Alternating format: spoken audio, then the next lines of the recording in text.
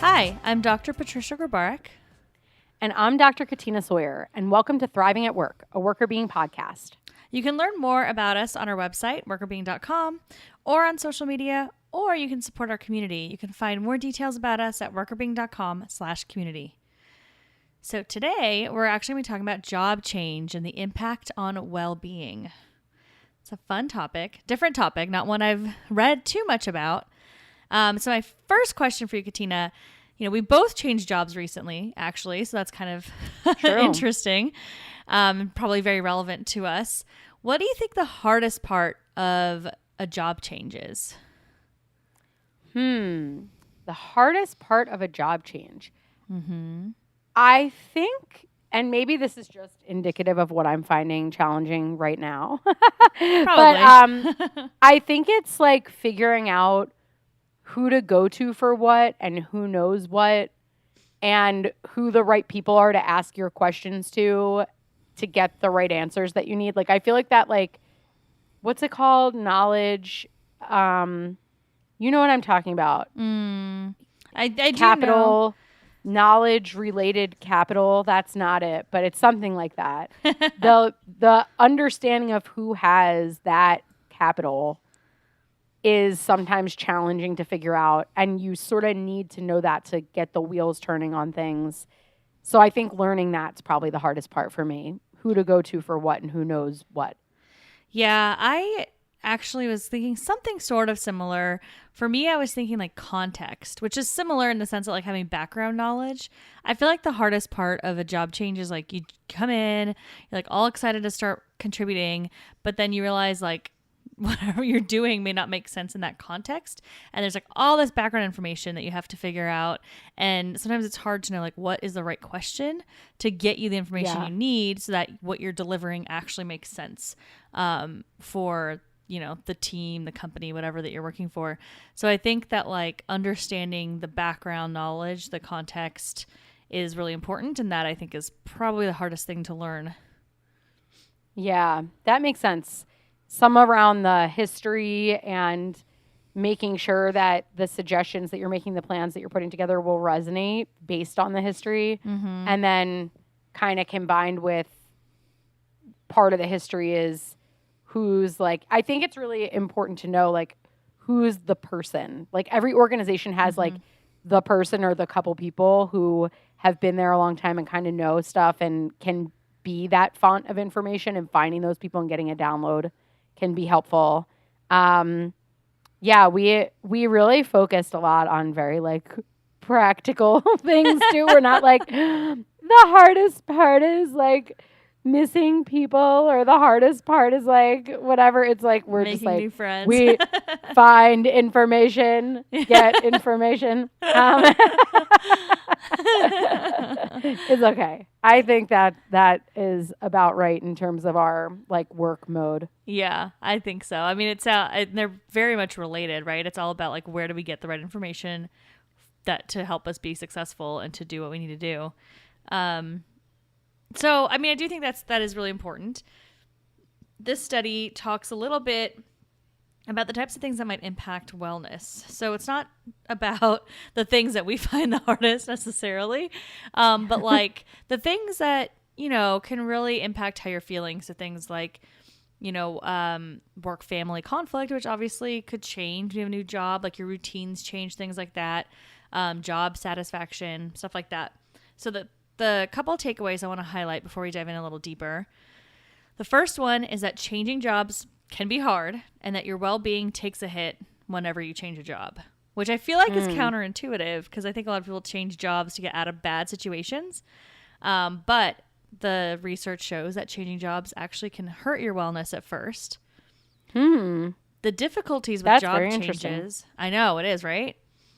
And the difficulties with job changes can last up to 5 years after the change. What? I know. That's shocked long. Too. I know. And when it comes to why people change jobs, job satisfaction, so being less satisfied in your job, and increases in work-life conflict are two key things that lead to you changing your job. Okay. So we know a little bit about why people change their jobs, what sort of negative things drive people towards changing their job. And then we're going to talk a little bit about some of the challenges in changing jobs, maybe a little bit of like the grass isn't always completely greener on the other side. I really want to go back to your first takeaway and hear a little bit more detail about that, because I think it's interesting that there are some challenges associated with changing jobs, because not only do people, like you said, leave jobs because they're like, oh, I'm going to go into this new job and it will be better ostensibly.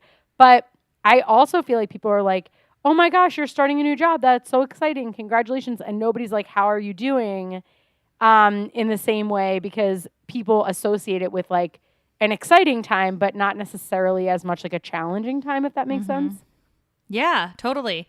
I feel like everyone's like excited for you. You're excited too. And it's interesting because I feel like you may not even realize that your wellness is being hit hard in the way that the study is done. So let me talk a little bit about that, because I think that'll help you kind of get your head wrapped around it. So the study, we'll put a link in the show notes as always, by Sons and Niessen, new study in the Journal of Applied Psychology. And what they did is they actually looked at a period of 12 years. So it's a big longitudinal study using data from Australia. So it's like, as you can imagine, whenever you see a study like this, there's usually some sort of like government data, things like that, right? That's being tracked that leads to these really big, long sample sizes. And that's exactly what's happening here. They're looking over 12 years with how people feel around things like job satisfaction, around things like vitality. They measured work-life conflict. They measured sense of belonging, which, spoiler alert, actually there was like really nothing associated with sense of belonging, which I thought was interesting too.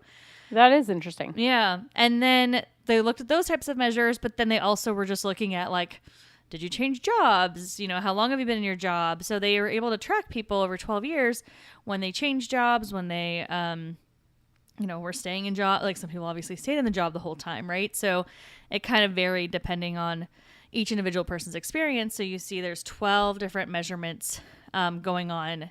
It's over basically I think it's like a 13, 14 year period they're collecting this data. So there's thousands of people in the sample and tons and tons of information that they were able to glean from it, which is pretty cool.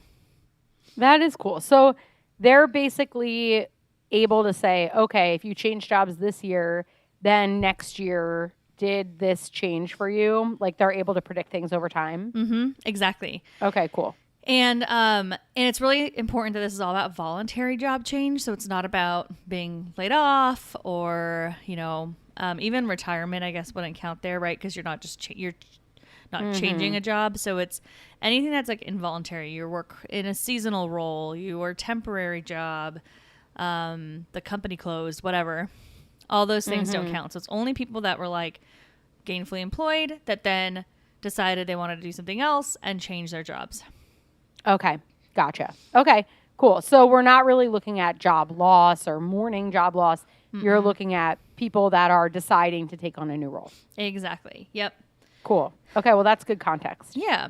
So the key things to know is when they looked at job satisfaction, they actually saw that when you change your job, your job satisfaction levels, or how you rated job satisfaction, declines right after a job change. So if you, if you left a job that you hated, your job satisfaction was higher than it was right after you started a new job. And you see this like big decline, and it gets the lowest amount about a year and 2 months into that job. That's when you're like least satisfied with the job. But then it starts to go up, and then it stabilizes at around 3 years. So you're sitting there like around 3 years, you're kind of at the level of job satisfaction you're generally going to be at, which is is more positive than when you first started. Okay. So do they have an explanation for why that might be the case? Is it just that starting a new job is like new challenges, new tasks? Do they think it's because, they probably don't know quite why, but do they have a sense of, or did they propose any ideas about why that might be true?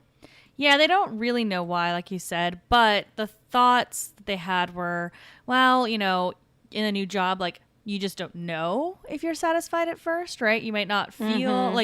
like, is this what I wanted? Is this not what I wanted? I'm still figuring things out. And like, maybe at first it's like, I feel like most jobs you start and you're like, this isn't exactly what I thought. And Mm-hmm. maybe that makes you kind of feel worse about it for a period of time. So that first year where you're really transitioning, that seems to be the hardest, and you kind of are just like not super happy in the job. Gotcha. Yeah, which is fascinating because I feel like most people, when you ask them after they change jobs if they like it, they're like really positive about it. But then I was noodling on this a lot because I'm sitting here like, how did I feel like when I've changed jobs? Like I've changed jobs a few times in the past few years, and like I feel like I like my job, but then when I really think about it, it's true. I don't think that my job satisfaction was super high because Mm-hmm. there's a lot of uncertainty. So I probably Yeah. would answer questions a little bit more conservatively than I would, a couple years down the road when I know what I'm really into. Yeah. And I mean, to your point, too, even when we think about when we're doing predictive studies to see whether or not something that you put in place in your workplace, an intervention or a new selection system or performance management system, and we try to see if it has an impact on employee performance, or on employee satisfaction or attitudes or really anything about employees, we don't like to use anyone who hasn't been there for at least 6 months. Mm-hmm. Like that's kind of a cut that we use. So there is some science to suggest that your satisfaction doesn't stabilize until later on down the line. So it could just be that you're sort of answering like, well, it seems okay, but I don't really know if this is a place in the long term that I'm going to be happy yet because I haven't seen enough to really feel comfortable making that determination. Yeah, I think that's a big piece of it. And it's interesting that it doesn't really stabilize in this data set until after 3 years. So the first 3 years Yeah. are a little more volatile and you tend to feel a little bit worse. And then after 3 years, like you have your bearings and your job satisfaction becomes more stable. You know, I wonder if it has anything to do with feeling like you're making an impact. So I Mm-hmm. wonder if there's a period of time where you're getting your bearings and you're trying to like kind of prove yourself in this new environment and you want to get opportunities that are going to allow you to grow and shine. And in order to do that, you have to be able to kind of show people in your workplace what you can do and start to feel comfortable that they respect the work that you do and that you're actually having a positive impact. Maybe all those sorts of things kind of add up over time to create more of a stable perception. Whereas as you're trying to get your bearings, you're still trying to figure out your place and everybody else's place. And it's a little more confusing. Yeah, I think that's a big piece of it is that like uncertainty, like not feeling fully confident about things. Like I just think about, okay, when I had a boss for like a long period of time, I knew how that person functioned and worked, and I knew like, when I should read something into what they're saying as a bad thing, when, I knew how to manage that. If it's a new leader too, Mm-hmm. that's a whole other level of like stress that we're not even talking about. But I think that there's something there, right? Like your new boss has a different style of communication. And now you're just like, I don't know. Do they hate me? Like, why are they not talking to me Right. this way, the way the other person used to? So it takes you a while to kind of figure out like what their expectations are, how they communicate, if you're like matching what they expected or how you're performing in a way. And like they don't want to get, and a lot of times like a good leader is not going to be like giving you a ton of feedback right up front besides like something like learning feedback, but telling you things are really not going well. People give people chances, right? So your first six Yeah. months at least, you're kind of in that period where everyone's kind of being sort of easier on you, right? Because they know you're new, but then you're not Yeah. getting that performance feedback that you probably need to know that things are going well and to feel comfortable and more stable. Yeah. Yeah. And I'm just thinking about too, like, in academia, I know this isn't true in other places, but we have a third year review, which is like one major milestone on the way to tenure, which usually is a 6 or 7 year process. But they give you this third year review because they feel like within 3 years you should be able to like get your bearings, get set up, start something meaningful, and have something to show for it within that period of time that fits with their expectations reasonably. I don't think there's any scientific reason why they picked 3 years, but it is interesting that it's persisted for so long that the 3 year performance review is something that is like a big milestone of trying to assess what impact you've had and whether or not they think you'll be able to continue to have an impact. There may be something about that mark that actually allows you to get in, get your feet wet, start projects and move them forward meaningfully in a way that you actually start to feel good about them by the time you're there for a few years. Yeah, exactly. I think that's a big piece of it, right? It's that first year, you're still learning a lot. You might bring some projects to a close, but you probably had a little bit more hand holding than you normally would need, or, you're having to ask more questions. Then your second year, you would think that you now are kind of more on your own and performing more so. And then by the third year, you should really have a good grasp of what's going on. So I think that's a big piece of this job satisfaction component. Yeah. That's super interesting. Yeah. So basically the take home point here is that if you're feeling like you've switched jobs and you're not like over the moon about it, that's normal. Like it takes some time to get adjusted. Exactly. So don't feel weird that you're like really unhappy in a job for the first few months, first year even. Unless there's something really toxic or horrible going on, there's a good chance that you're just kind of going through this normal process when you first started. And really from an organizational perspective or from a leadership perspective, it would be useful to understand, how your employees feeling, checking in with them, knowing that a transition can be stressful. They may not be happy right away, and kind of figuring out like what are the things that are making them not happy. And try really just kind of opening the channel to that discussion, because they're new and they're probably scared to tell you some of these things, but try to build that trust and openness, so then maybe they can tell you like, yeah, I'm not 100% sure about my expectations, or I'm not 100% sure about how I did on this thing, or what have you. And then maybe you'll be able to give them some support. Yeah, that sounds really good. I like that takeaway a lot. Maybe we can hear a little bit more about the other two takeaways now. Yeah. So then kind of deeper into some of these pieces. So like I mentioned, the 5-year mark as that when job changes, when you have difficulties with job changes, can last up to 5 years. So that kind of leads to a specific finding around vitality. So if our listeners that have listened for a long time, you probably remember us talking about vitality before, but vitality like basically measures like how much energy you have, like enthusiasm. It's kind of like those positive emotions at work. And we see in this study that job changes leads to a decline in vitality as well. So your vitality levels, you start to rate yourself lower when you have a job change. And that actually is at its lowest point 4 years and 4 months into your job. Then it starts to increase slowly over time and levels off. So really like the first 4.5, 5 years of being at a new company and a new job, you are, because this is all, by the way, these are all external job changes, not just like a promotion in the same company, but like moving to a different company, then your vitality declines. So you're actually like less energetic for a while about your job. That's really interesting. So it may have something to do with sort of these adjustment periods that we talked about, and kind of getting your bearings and feeling like you're using some extra energy just to understand what to do, how to do it, learn the people, learn the systems, and feel like you're making an impact. Do they have a reason why they propose that vitality in particular might decline until that point? Yeah, they were, honestly, it seemed like the authors were surprised it was so long. The main thing that they were talking about was resources, exactly what you're saying. So, it takes more resources to learn the new processes, figure out who the right person is, ask the questions, learn the context, all the things that we talked about as challenges up front. Like those are resources you don't have access to. You don't have access to the context yet. You don't have access to who does what and where and how yet, right? It takes you a while to get there. So it makes sense that it would be draining. I feel like I can definitely attest to the fact that a lot of job changes have been very draining up front. Like, I think that's true because you're learning so much. But I think just the fact that it goes so long is really interesting.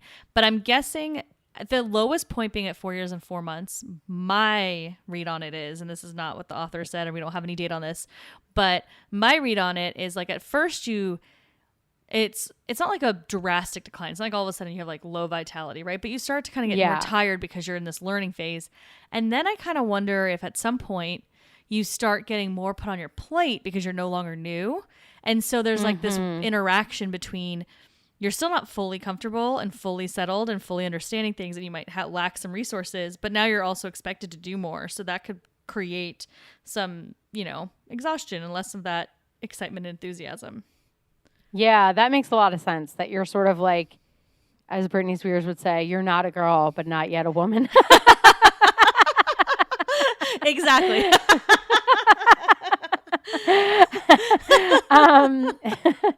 But I feel like that's a good point. And I also was thinking, I wonder if it has something to do with promotability. Like people come into organizations and maybe they don't get promoted as quickly as they thought they would. And a lot of people take several years before they get a big promotion.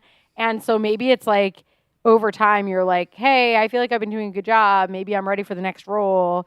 And if that's stagnating a little bit, you might get that big, or people might be more likely to get that big promotion after the 5-year mark, let's say.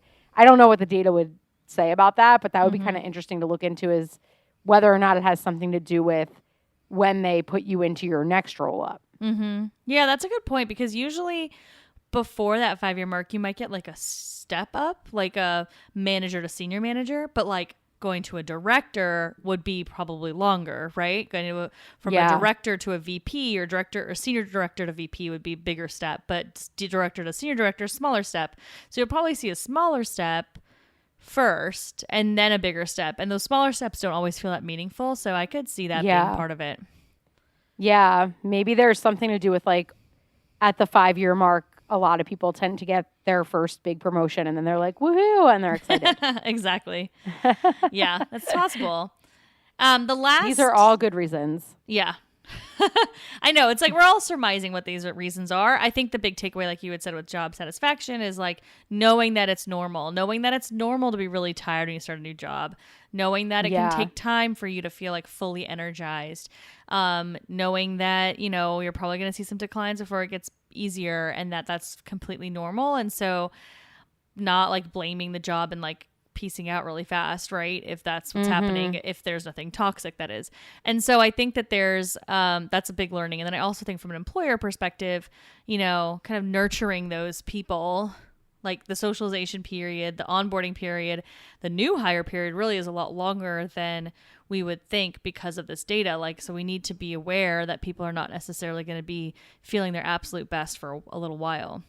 Yeah, that makes a lot of sense. I think those are good takeaways, because like we said before, I don't think that that's intuitive. I don't think people always think about that. No.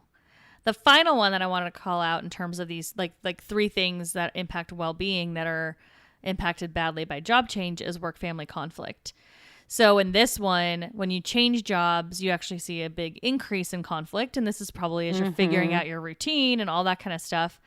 And you see the worst work-family conflict at 3 years and 5 months after you start a job. So now you see that increase. It's about 3.5 years in.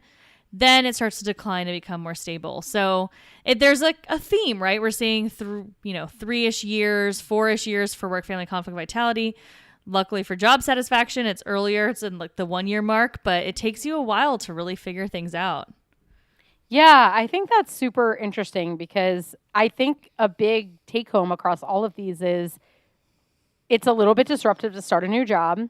And it actually takes you a little bit longer to get situated than people might assume, both from a work perspective and from a family perspective. And as you mentioned, those are important things to know, because on one hand, you can be more compassionate to people, look out for people more, ask people more questions about how they're adjusting, settling in, all of that. But on the flip side, you can also give yourself some more grace if you're feeling like, oh, I switched this job and maybe that wasn't the right choice for me because things don't feel like ideal yet. It might take longer to get to that point than you're allowing yourself to account for. Yeah, I think that's a big piece. And, people change jobs a lot too. And especially like younger people, as they're starting their career, tend to kind of move around a little bit more. So I think that's something to know as well, that, there is definitely benefit to changing jobs for specific reasons, but just a job change for a job change sake is probably something to consider not doing, and see if you can get past some of that, like these like heavier things up front, and maybe you'll actually be a lot better off in that organization for a while. And it's kind of funny because I had a previous boss that made a joke with me because like about a year and a half into my job with her, I came to her with a counteroffer. I like interviewed somewhere else, and she was like, it's too soon, don't leave. And I didn't end up leaving. But then like I did that at the next job after I actually did leave, before the 2-year mark. And she has this joke about me having this like 1 to 2 year itch to like leave. But I'm kind of looking at this data and I'm like, maybe that's why. Maybe I'm like not feeling my best because I haven't settled in. And then once I settled in, like I stayed at that job with her for a while, for more than 5 years. And I think that there may be something to it. Maybe I was kind of feeling like that lower energy and some of that work family conflict because I hadn't really settled in as well as I could. Yeah, I think that's a really good point. And I think, the point that you made before that about, hey, frequent job changes are a trend. People talk a lot about, and they've been a trend for a long time. People talk a lot about the benefits now of hopping around to different jobs because you can learn new skills. And if you feel like you're not growing in your role anymore, it can be good to change jobs. And all that's true. But there could be some setbacks from a vitality perspective and a work family perspective associated with hopping that maybe could be avoided if you just gave your current role a little more time to show you its best. Yeah. And I think companies can take this as a lesson too, right? So instead of losing people at that like 2-3 year mark where you see a lot of job changes, know that actually after that 4.5 year mark, you'll see vitality start to go up. Okay, so what can you do to help people during those first several years? Like it's not just a 90 days of new hire stuff, bye, you're on your own. Maybe there are ways that you can engage with employees and like help them through that transition, and they stay longer. And then you're going to get, realistically as a company, you'll get more out of them, right? Once they're feeling better, once they have higher vitality, more job satisfaction, all of that, they're going to be performing better too. So it's actually a benefit to the organization to try to make an environment that's easy to transition into and has a lot of support up front so people can push through this and do better. Yeah, I love that. I think these are great suggestions. I think that this is a really practically oriented article because so many people switch jobs, and you really just think of it, if you're doing it voluntarily, like the people in this article were, you just think of it as kind of a joyous occasion to start a new place, and congrats on your new opportunity and all that kind of stuff. And I don't think that people take enough of the drawbacks into account, at least to make an educated decision. We're obviously not trying to say that you shouldn't take on a new job role or change jobs, but it is worth thinking about, how people actually consider whether or not they should move job roles. And this might be something just to take into account as you're making those decisions moving forward. Yeah, totally agree. So I think there are some key things that you can do as an individual person, and companies also can really focus on how to improve that experience in the first 5 years to help themselves as well and help the employees along the way. So yeah, I thought it was a great article, super interesting. Definitely a few surprises around the length of time it takes to really settle in and stabilize. But yeah, I think it's a lot of good things to know. It's like definitely one of those things. There's like a lot of good things to know so that you can think about it and be more informed when you're making decisions. Absolutely. Absolutely. Yeah. I'm so glad that you found this article, and I know I learned a lot from it, and I'm sure everybody else did too. Yes, and hopefully all the listeners, you found this interesting as well and some good takeaways. Really appreciate you listening, and if you need to find us, you know how to get to us. You can reach us at workerbeing.com. You can email us at contact@workerbeing.com. And again, you can always join our community, support our work, and meet other like-minded folks at workerbeing.com/community. Thanks for listening.